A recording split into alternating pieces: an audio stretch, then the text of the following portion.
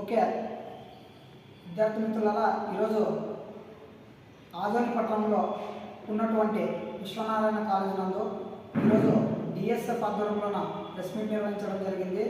మరి press meet యొక్క ముఖ్య ఉద్దేశం ఏమంటే, ఈరోజు కర్నూలు జిల్లాలో ఉన్నటువంటి ఆదోని డివిజన్లోన ఈరోజు ప్రైవేట్ కార్పొరేట్ విద్యా సంస్థల్లోన ఫీజుల పట్టిక అనేది వేయకుండా ఇష్టానుసారంగా విద్యార్థుల భవిష్యత్తుతో చెలగాటమాడుతూ ఈరోజు ఉన్నత విద్యాధికారులు కూడా నిర్లక్ష్యం వహించడం సరైన పద్ధతి కాదు.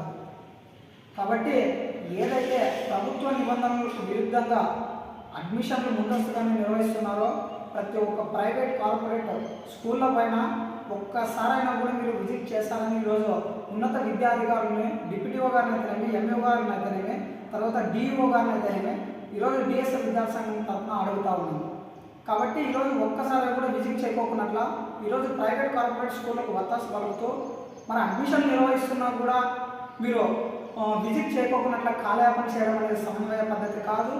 కాబట్టి ఏదైతే ఆదోని డివిజన్లో ఉందో ఉన్నటువంటి ప్రైవేట్ కార్పొరేట్ స్కూళ్ళలో మీరు విజిట్ చేయకోకుంటే మాత్రము స్కూళ్ళ ముందు ఆందోళన కార్యక్రమాలు నిర్వహించేందుకు డిఎస్ఎఫ్ విద్యార్థి సంఘంగా సిద్ధంగా ఉంటామని కూడా ఈరోజు తెలియజేస్తున్నాం. కాబట్టి ఉన్నత విద్యాధికారులు డిప్యూటీఓ గారు అయితేనేమి, స్థానికంగా ఉన్నటువంటి ఎంఈఓ గారు అయితేనేమి ప్రతి ఒక్క స్కూల్లో కార్పొరేట్ ప్రైవేట్ స్కూళ్ళలోన ఫీజుల పట్టిక వేసి మరి విద్యార్థులకు తల్లిదండ్రులకు న్యాయం చేయాలని కూడా ఈరోజు డిఎస్ఎఫ్ విద్యార్థి సంఘంగా అడుగుతూ ఉన్నాము.